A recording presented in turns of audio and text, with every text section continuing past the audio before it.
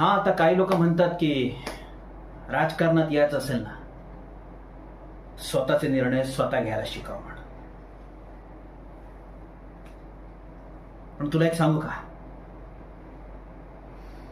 माझ्यासाठी एक गोष्ट कायमची मोठी राहिली आहे, ती म्हणजे माझी आई. लहानपणापासून जे काय शिकलो, जे काय कमावलं ना, ते तिच्या संस्कारामुळे. लोकांना मदत करायची असेल, कोणाच्या आडी अडचणीला धावून जायचं असेल तर तिच्या शिक्षणामुळे. माझं स्वप्न आहे की गावातल्या लोकांसाठी काम करायचं, त्यांच्या प्रश्नासाठी झगडायचं, मोठा नेता व्हायचं.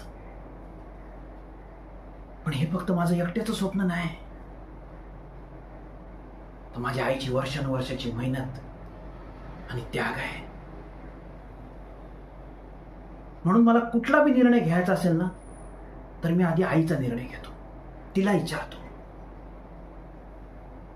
कारण मला असं वाटतं की जिने मला घडवलं, जिने मला शिकवलं, मोठं केलं, तिचा अनुभव माझ्यापेक्षा कितीतरी मोठा आहे. काही लोक म्हणतात की मी आईच्या शब्दाबाहेर नाहीच आहे. नाहीये मी तिच्या शब्दाबाहेर.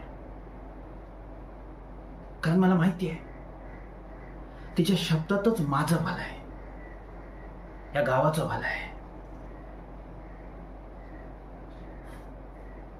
तुला पण एक गोष्ट स्पष्ट सांगतो की जी कोणी व्यक्ती माझ्या आयुष्यात येईल ना, ती माझ्या स्वप्नांचा सन्मान करीलच, पण माझ्या आईचाही तितकाच मान राखेल, हीच अपेक्षा. कारण माझं स्वप्न आहे मोठा नेता व्हायचं. पण किती बी मोठा नेता झालो ना, तरी माझ्या घरचा पाया माझ्या आईच असेल. मी लोकांचा किती बी मोठा नेता झालो, किती बी त्यांचा झालो, तरी मला पहिलं आईचं मूल म्हणून जगायचंय.